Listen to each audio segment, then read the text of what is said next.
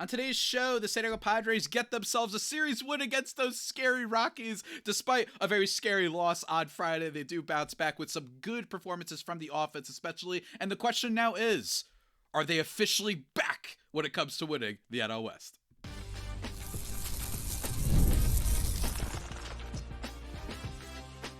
You are Locked On Padres, your daily San Diego Padres podcast. Part of the Locked On Podcast Network, your team every day.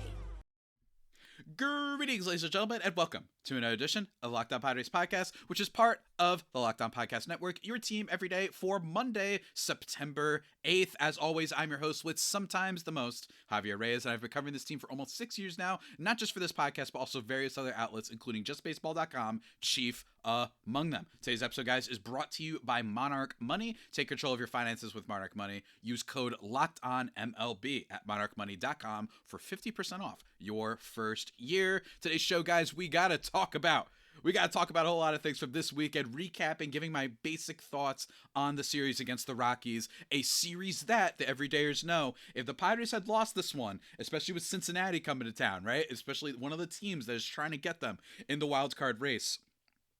Then it would get a little bit scary, but nice to just see the team bounce back, have a nice weekend, and all of a sudden the momentum seems back, right? They didn't have to do too much, but it's still a team with a lot of questions. So we're going to talk about that, guys, and we're also going to be answering your questions from the YouTube comments, mailbag questions and whatnot. Did not get as many this week, and understandably, because I've been taking a little bit of the social media break, but have no fear, we are still here. And apologies for the late upload on today's episode. I just woke up really kind of sick. A little bit of a tummy ache. I just wasn't feeling good, so I kind of had to do some other work first, and I was like, okay, now I feel better, and now I'm recording. So apologies for that. We will have it up at a much better regular time for tomorrow's episode, but let's get into it. We're wasting enough time, everybody, now that housekeeping is done. Let me first talk about the bad game. I want to actually just be a lot more positive on today's show. What did I say before the weekend, right? The Rockies series, I felt, especially at Coors Field, is one of those that, you know what? Padres offense, it's been a mess. We've talked about Luis Arraez on the show a lot. We've talked about Jackson Merrill on the show a lot. We've talked about Manny Machado being in a really bad slump basically since the beginning of August. So playing against this really bad Rockies team in Coors Field is the opportunity for something that maybe won't be backed up by stats, but just for the team to just see one go through the hoop. Right? Just see the offense work a little bit, have a couple good moments, and get back on track against Cincy, and then you get another series against the Rockies, right? So I think that would be important for them. And they start off pretty horribly. They lose 3-0 in the first game.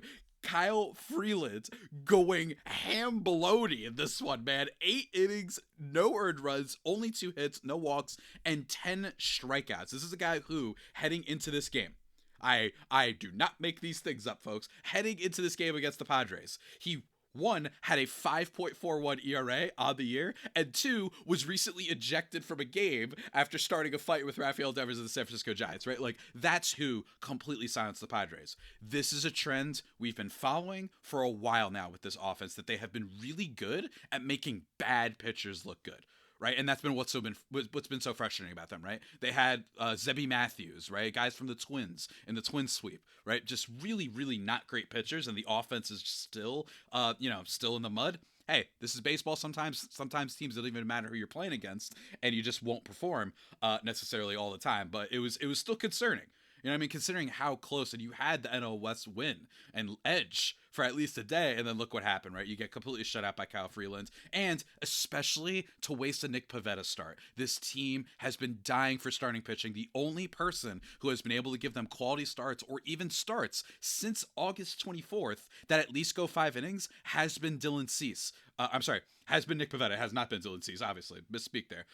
Has been Nick Pivetta. So he goes 6 in this one, but gives up 2 earned runs. Padres just don't do anything. Tatis got a hit. Laureano got a hit. Of course he did. And then Jose Iglesias got a hit, but that's it. 0 for 4 from Ryan O'Hearn, who was in the 2 spot, actually, which I thought was very interesting, especially with no Arraez in the lineup. But I don't know why it has to be one or the other. I don't know why we can't have O'Hearn and Arraez in the lineup together, but just move Arraez down in the order. Have him bat 5th, and which we talked about last week.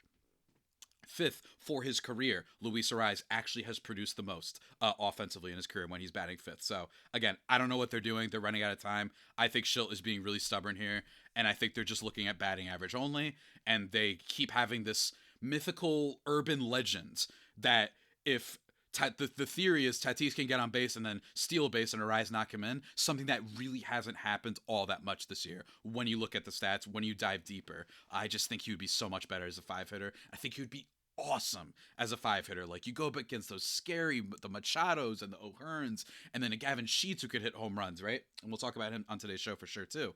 And then you have to deal with an Arraez like that.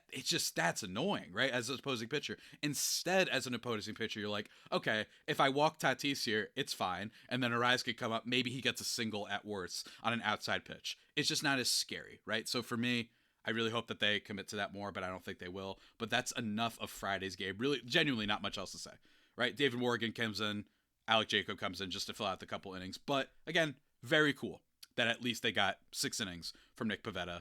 I cannot believe that since August 24th, the most that a starting pitcher had gone for the Padres, past tense, had gone, aside for Pivetta, was 4 to 3rd from Dylan Cease against Minnesota. Just insane stuff. But then we had Saturday, and was Saturday glorious for about 27 different reasons. First of all, the Padres won this one. 10-8. It got a little bit scary at the bottom of the 7th and the bottom of the 9th, right? Giving up a lot of home runs. Hunter Goodman, Jordan Beck, Mickey Moniak drives in 1 and also hits a homer 2. That wasn't great. But all in all, the Padres offense showed the heck up. Before we talk about them, though, Randy Vasquez, this is why I use the past tense. 6 innings in this one. He went deep into the game, especially against Colorado. That is not this team and not the place that specifically not the ballpark, that I feel great about Randy Vasquez. But Randy Vasquez, he is a pitcher that is so flawed, but he is a pitcher that is also what is beautiful about sports, which is that sometimes the stats just can't track everything. I think it's that Randy Vasquez deploys his cutter at the right time. I think that that's what's really helped him this year. He was terrible against lefties last year, and adding a cutter that can bite in on those batters, I think, has been really, really important for him. And it's led to an uneven season. Don't get me wrong, he hasn't been an ace or anything like that. But Randy Vasquez on the year, bottom line, he has a sub-4 ERA. And a guy like Dylan Cease, right? A guy like Yu Darvish, guys that have very much more talent than Randy Vasquez. The peripherals are a lot better. Well, they both have super inflated ERAs right now. Dylan Cease is nearly a 5. Darvish is a 5. So I can't critique Randy Vasquez. I still think his long-term destiny, and maybe with Jason Adam out, you might see this more, especially next season, is a long inning reliever, right? And let's not forget, he only went 3 2/3 his last appearance, right? That wasn't great against the Dodgers. And he got lit up for 5 on 8 hits against the Cardinals before that, right? And he gave up 7 hits against Miami, right? He still has trouble, but the fact that he can just be this guy to eat innings is really all they need for Manny Vasquez right now. 6 in this one, 2 earned runs on 8 hits. Again, 8 hits wasn't great, but didn't walk anybody was the key here, and did get a couple strikeouts as well. So great stuff for my guy Randy Vasquez. But oh boy, obviously, as evidenced by the score, we had some offense. And I know that nothing new. It's not crazy to see a team hit the Rockies at Coors Field, but I do think that there were some takeaways with the offensive performances that we can at least get a little bit excited about. But first, folks, I need to talk to you about one of our sponsors on today's show, and that is our friends over at Monarch Money. Most people can't name all their financial accounts or even what they're worth, whether it's 401k, just different properties, different investments. And when you don't have the full picture, you can end up leaving money on the table, and that's why there is Monarch Money. It's an all-in-one personal finance tool that brings your entire financial life together in one clean, easy-to-use interface on your laptop or your phone. It is built for people with busy lives. If you put off organizing your finances, Monarch is for you. Right? It's going to do the heavy lifting for you. You can link all your accounts in 20 seconds, not really, but still very, very quickly. See clear data visuals, get smart categorization of your spending, and finally feel in control of your money without ever touching a spreadsheet. Don't let financial opportunities slip through the cracks. Use code LOCKEDONMLB at monarchmoney.com in your browser for half off your first year. That's 50% off your first year at monarchmoney.com with code LOCKEDONMLB. Go check it out.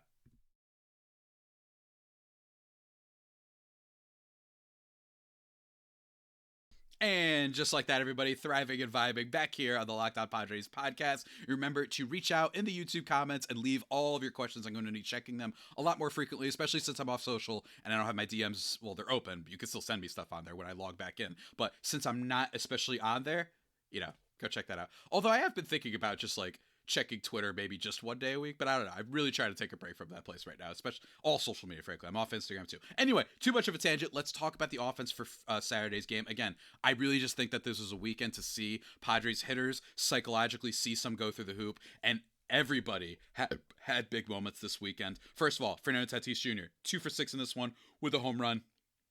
3 RBIs, by the way, on the home run. Excellent stuff. This game was over. Basically, by the top of the second inning, they get a home run from him. Freddie Fermin doubles in this one, allowing 2 more runs to score. And Jay Cronenworth gets a single. He goes 1 for 3 in this game with 2 walks. Cronenworth remains, in my opinion, the most underrated second baseman now probably in baseball, right? And don't get me wrong, this is an incredible all-star player. I do think that second base is a little bit weak right now across Major League Baseball. But all in all, this has been a guy that is just drawing walks and getting on base at such a prodigious clip that you have to respect him, right? Don't get me wrong, he has been a little bit slow, at least lately, just a tiny bit over last week. 610 OPS in 6 games so far in September. But last month, 905, he walked. He has a 465 on base. And this month, through those 6 games, he at least has a 360 on base. He's just a walking machine, and he's getting on base all the time. And I love it. Really, really good stuff from Jay Cronenworth. Also, 3 for 3 day for Ryan O'Hearn. Love to see that with a walk as well. He was batting 4th, didn't love that, but the guy that was batting 2nd that I don't love did have a good game. 3 for 6 with 2 RBIs and a stolen base, by the way. Shout out to Luis Arraez in this one. That was great. For sure. Manny Machado is kind of the only one that didn't do anything in this game, but Laureano goes 2 for 5. I already mentioned Ryan O'Hearn. Jackson Merrill goes 1 for 3. Freddie Fermin 2 for 5 with 3 RBIs. Just good stuff from the Padres offense. It got scary late. I mentioned this before. Jeremiah Estrada just getting torched. I don't really have much of a read into that. I think Estrada's stuff is nasty. I think it will remain to be nasty. And stuff like this can happen at Coors. Although he has been a pitcher for the Padres this year that when he's off or when he gets hit, it's really, really bad, as evidenced by the fact that his ERA is now 3.53 on the season.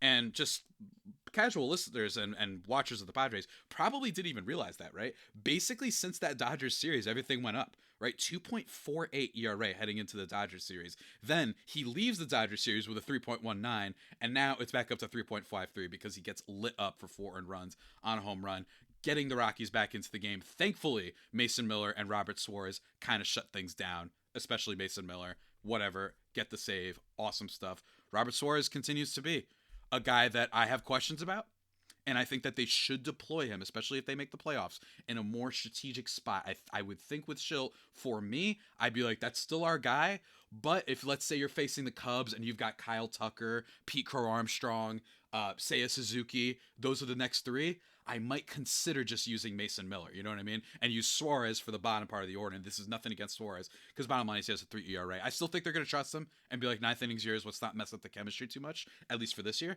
But all in all, it's just an idea. And then the last game of the series, again, some positives for the Padres. First of all, Dylan Cease goes 5 innings. And honestly, that's great, especially in Coors. Great. We just needed him to not get killed, because Coors with Dylan Cease, especially this year's Dylan Cease, could have been a disaster. Bullpen completely shuts them down. 8-1 win for the Padres in this one. Tatis, 1 for 4 with a walk. Cool. But Manny Machado, thankfully, 2 for 4 with a home run, 3 RBIs, and a walk on the night. Good stuff, especially because, like I said, just nice to see guys that have been struggling see it go through the hoop. And a lot of guys did well this one. Ramon Laureano, he hits a home run because he's the best offensive player since the trade deadline, apparently, in baseball now. That's rocks, right? 3 for 5 game from Jackson Merrill with a home run as well. Again, a guy that I need to see a little bit more from. Get him back with that power stroke. Just stay in the lineup, stay healthy. That could be big for them. Jay Cronenworth, 2 for 5. Freddie Fermin, 2 for 4. Gavin Sheets, 2 for 5 with a home run as well. Just good stuff from the Padres. This one was over immediately, aside from 1 RBI in the bottom of the 3rd. Great stuff. Again, Machado home runs, Merrill home runs, even some solid games across the board, right? Luis Arraez had 2 walks in this one. I like to see that, even still. It's just nice to see that, especially going up against, this Reds team that is looming a potential threat. I don't know if about a big one. They really haven't been able to play all that well lately, but they're at least there. And I'm just looking at the standings. The Giants being the other team, of course, that are right on the heels of the Padres. Not right on the heels, but 6 games back on the Padres now. Like, that's just the other team to keep an eye on. So it feels like the crisis is averted for now. They're second in wild card, and they're only 1 game back on the Dodgers. So dare I say, by the way, I don't know if anybody paid attention to this. On Saturday, The Padres, they won, right? They won that big shootout. On Saturday, I didn't know this. I was with my friend. He actually showed me because I had no idea. I wasn't paying attention. He's like, yo, you heard about the Dodgers game? Yoshinobu Yamamoto for the Dodgers had a beast of a game. 8 2/3. They take him out after he gives up 1 earned run. 8 2/3, though, he had a no-hitter going into the 9th with just 1 out left, and they blow it, and Jackson Holiday homers, Colton Cowser walks to bring it, like, bases loaded, all that stuff. Emmanuel Rivera, walk-off win for the Orioles. Now, because of the Padres winning 2 out of 3, the Dodgers are only 1 game up. Remember, easy schedule. I know we don't play them again, but the division race is still there. The Padres vibes are weird. They are a team. Jason Adam got hurt. They can't get 8th out of the starters. There's still a lot of questions, and they're not over the finish line just yet. They're still a likely playoff team, right? But all in considered, I would really like winning that division because you know what? I wouldn't mind not facing that Cubs offense in round 1. You know what I mean? That's just me. I think that would be really cool to not have to face them in at least round 1. So we'll see. It's on the table, but we're going to have to see how they play against Cincy. A little bit better than a team.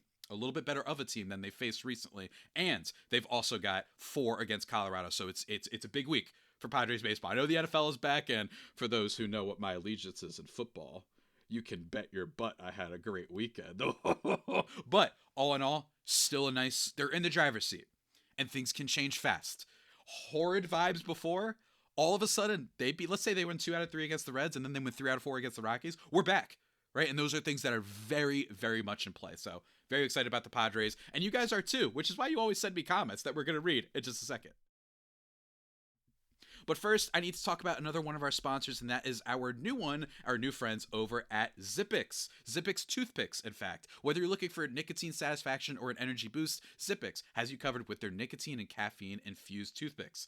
For nicotine users, Zippix provides a discreet way to satisfy cravings and the hand-to-mouth habit without vaping or smoking. Zippix can be a helpful tool as you work to reduce your dependence on vaping. Available in 6 great flavors with 2 milligram and 3 milligram nicotine options. And if you need energy without the crash, their caffeine toothpicks are a game changer, folks. So go to toothpicks.com, use Locked On for 10% off your first order. Must be 21 or older to order. And also, warning, obviously, nicotine is an addictive chemical. That's zippixtoothpicks.com, promo code locked on for 10% off your first order. Zip more, smoke less with Zippix toothpicks.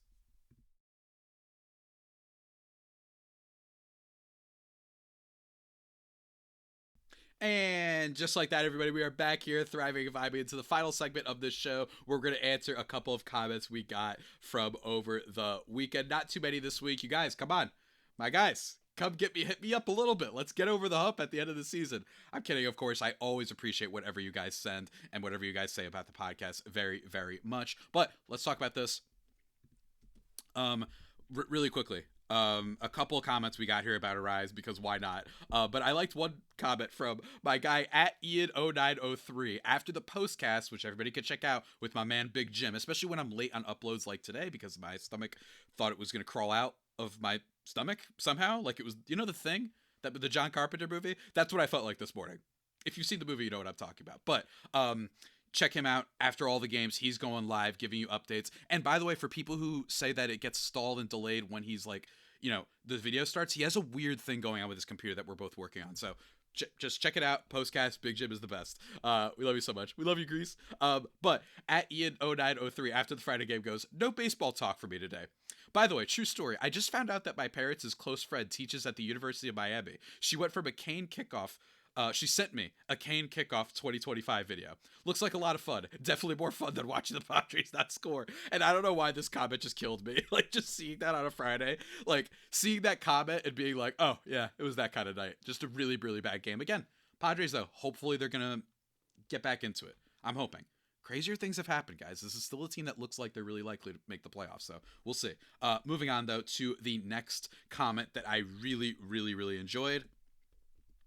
On a video from a while ago, Mr. at Robert Greenberg 4695 in regards to Tatis, right? And I talked about Tatis a month or so ago that the Padres fans booed him, right? And I was, will this ignite his superstar potential, all that sort of stuff? Like, was it messed up? Should they have booed him? Me, I came on the side of heck no, do not boo this guy. But new comment, he said he is a 500 player. To talk about potential at this point is ridiculous. Now, I do agree with half that. I do think that to a degree, talking about Tatis's potential has gotten a little bit out there. And we've talked about this before, that like whether it be expected stats or traditional stats, expected stats like expected weighted on base, right? He has a 349 regular weighted on base, by the way, everybody who doesn't know. It measures the quality of your hits and doesn't just attribute all of them to the batting average, right? So if you hit a bunch of doubles, that's better than just a bunch of singles. Just a very simplistic way of viewing it. But his WOBA is 349. That's good. It's very good. But his expected is 383. You know what it was last year? 387. You know what it was the year before that? 364. Every year he's had at least a 20 to 30 point discrepancy in his expected stats. But my thing is, we're at the point where I can't just assume that he's getting unlucky. He's not. Right? Like, he just doesn't seem fully there. But I do like that he hit the home runs, and he's been super healthy this year. He's got 27 steals. He's still got 20 home runs. That's not bad. He's probably going to be a 25-30 guy, right? Play borderline platinum glove level defense, be an amazing walk rate guy, 367 on base, the highest he's had since 2021. And I just think he's a good player. He runs fast. He's super, super fast. He sets the table. 5.3 wins above replacement, by the way, is also among F4. Wins above replacement is an all-encompassing stat to measure the player's value for offense, defense, speed, everything that they can do. They try to boil it down to one number. He's 9th in wins above replacement this year among all Major League players. Only Aaron Judge, Cal Raleigh, Bobby Witt Jr., Trey Turner, damn you, Trey, Shohei Ohtani, Corbin Carroll, Geraldo Perdomo is a little bit of a shocking one, Pete Crow Armstrong. Those are the only guys ahead of him, right? So I'm just saying, Fernando Tatis Jr. is a great all-round player. We have questions about the bat, but as an all-around player, he's a star. Just maybe, I don't know if he's a super duper duper star the way that we thought he might once be. But hey, if this is the version of Tatis you just get every year, guys, that's a Hall of Fame player. I'm not kidding. It's a Hall of Fame player. If he just plays incredible defense, walks all the time, has decent batting skills, can hit for a decent amount of power, apparently, and also, by the way, still be very clutch. We saw what he did in the playoffs last year. That's a great player, and that's a Hall of Fame player, especially still at his age. I really want to defend Tatis as an all-around player. The bat, I understand, but 26 years old, let's not give up, guys. Let's not give up. But I understand what you're saying about the potential thing. Let's see here. At Alisis TX 2023, in regards to talking about Yu Darvish, who I critiqued a little bit last week because I talked about I didn't love that extension at the time, and that's one of Preller's, it could be some of his defect, is that he looks a little bit too much into the now sometimes as a plan for the future. And my belief was, I still like Darvish. I'm glad they kept him, but you probably don't have to do 6 years 106 if you had just waited to see how he did in that 2023 season. He probably goes for a lot less, and then maybe you have more play role and just roster flexibility in general. And someone left a comment saying, the Darvish play was about Sasaki, and it was a total failure. And I didn't even think about this, and you might be right. Part of the Darvish equation, we know one thing, which is that AJ Preller name dropped him at like a big parade, or not a parade, I'm sorry, my apologies, it was at the Peter Seidler Memorial, tribute, Day of Honor. I forgot which exactly that they called it, my apologies. But he name dropped him, right? Like, they were clearly looking at this guy long-term for a while. I will say, it looks like they dodged a bullet with him, right? Rookie Sasaki, it's a little scary. I don't want to use the B word for a player that's not living up to expectations that everyone likes using. Bust, just in case everybody thought of the other word. But it's a little scary. But I will say, not a bad point. Maybe that was part of it, to just take care of Darvish, right? That's one of Rocky's inspirations, or from reportedly. Just take care of him. Last year, they let him take as much time as needed because he had a lot of mental and personal things. Or at least personal things. I don't want to speculate on mental, but he had personal family situation. Apparently they let him take his time. Yeah. So it wouldn't shock me if part of this equation was like, this might help us and show Roki Sasaki we're ready to commit to you. Of course, ended up being a failure, but happens, right? Happens. At the Kershaw _curse with a K says Arraez prides himself on being a great hitter, but he would be valued more if he walked more. His OBP and OPS would be higher. I don't know how a player that sees the ball so well can't get more walks. He's doing a disservice to himself and his team. First of all, no, this is not my burner account, because he also commented my guy Kershaw curse on a bunch of other things, which we'll read. I think that with Arraez, this is also what's fun about him, is he's such a unique skill set. A guy that never strikes out, but also swings at everything and doesn't walk. It's just not what you're used to, right? You're used to guys who, when they get on base a lot, or they have skill sets like that. It's just, he's a unique player. And I think that that's why sometimes people want to defend him, because he is so unique, especially in today's game, that it's fun to have players like that. How do you not want to have a player like that? It's similar to when Ichiro first came up. Now, I'm not saying even remotely that this man is Ichiro Suzuki, and I don't even think people who like Arraez would say that. But when Ichiro Suzuki came in, he was fun because, first, one of the big, first Japanese superstars in Major League Baseball, but also he was a guy that was all about contact and using his speed and being an incredible defender, right? And stealing bases. And we didn't really see that. I mean, go look up the Age of Ichiro video by Secret Base, where they talk about, like, this guy was outrunning grounders to pitchers. Like, grounders to the pitcher, he was outrunning them. Right? Like, crazy stuff like that. Not literally to the pitcher, more like to the first baseman, and he gleans off a little bit and he outruns the pitcher who has to cover at first base, right? But that was an amazing skill set. Arraez is fun in that regard. It's really fun just seeing this guy that just will never be, you can't strike him out. It's impossible. But he has a lot of defects in other areas, at least in my opinion. I also like this comment from Tony Sue 8860, who says there's a good reason why the Padres have been playing Arraez at first. He has played nearly, if not actually, Gold Glove defense at first for the Padres this year. For a player who, as far as I know, never played first before in his professional career, that's pretty impressive, blah, blah, blah. And I'm like, Tony Sue, my guy, we have numbers on this. First of all, I'm not even gonna, part of me doesn't even want to say them. He has -7 outs above average at first base this year, but ignore that for a second. I think the comments from the Kershaw Curse and at Alessis TX 2023 summed it up perfectly. So I'm just going to repeat what they said.